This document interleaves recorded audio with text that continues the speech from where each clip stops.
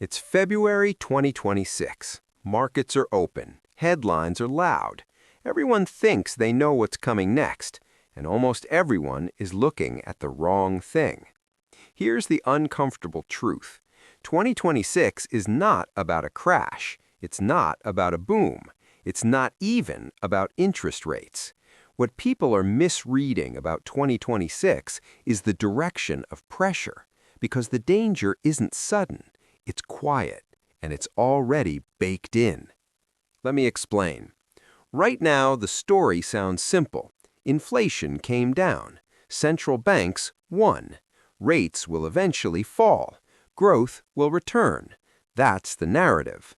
But narratives are not systems, and systems don't care what feels reassuring. What makes 2026 different is timing.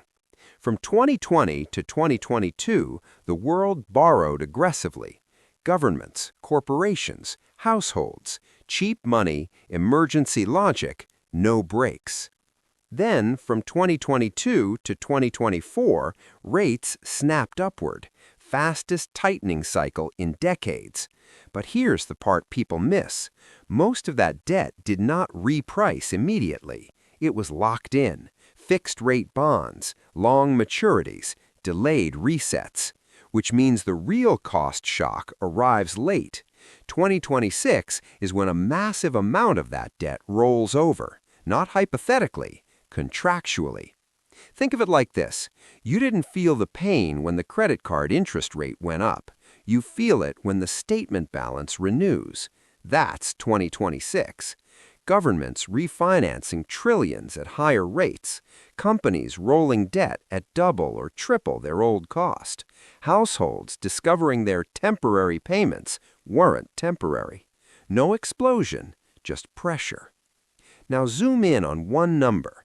Global government debt is now over $90 trillion. In many major economies, interest expense is one of the fastest growing budget items, not healthcare. Not defense, interest. That changes behavior. When interest becomes a top expense, governments don't default first. They quietly adjust priorities. Less spending growth, more hidden taxes, more financial repression. And that's where the misreading gets dangerous. People think 2026 is about easing, but systems under pressure don't relax. They optimize. Central banks may cut rates slowly, but they cannot return to zero without breaking credibility. And governments can't stimulate the way they used to without spooking bond markets. So growth doesn't collapse, it compresses, and compression is harder to spot. Now, let's talk about labor, because this is where the irony comes in. Unemployment stays low, headlines stay calm, but real income doesn't move. Wages rise nominally, costs rise structurally. You're employed, you're just stuck. That's not a recession. It's something more awkward, an economy that technically works, but psychologically doesn't. This is why markets feel weird in 2026. Stocks don't crash, they churn. Earnings don't implode, they disappoint. Every rally feels justified, every pullback feels confusing. Because the system isn't breaking, it's digesting, and digestion is slow.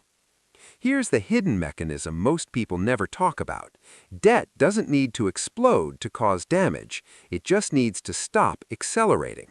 For decades, growth was pulled forward by borrowing from the future. 2026 is when the future sends the invoice, not all at once, quarter by quarter. This is also why the hype narratives don't line up. AI is real, energy transitions are real, productivity gains are real, but timing matters. Technology boosts output over long arcs, debt pressure hits cash flows immediately. So you get this strange overlap, incredible innovation, mediocre financial reality. That tension creates tension, political tension, market tension, social tension, and it's already visible. More trade restrictions, more domestic favoritism, more talk about strategic industries. That's not confidence, that's insulation. Zoom out one more step. 2026 isn't a turning point, it's a reveal. It reveals how resilient institutions actually are, how flexible budgets really aren't, how much room policymakers truly have, and it reveals something uncomfortable about expectations. We've trained ourselves to look for events, crashes, pivots, miracles, but the next phase doesn't arrive like that. It arrives as normal that slowly stops working. So when people ask, is 2026 good or bad? That's the wrong question. The real question is this: what happens to a global system built on cheap money when cheap money doesn't come back, but nothing officially breaks either? Because that answer doesn't fit into a headline, and it's still unfolding.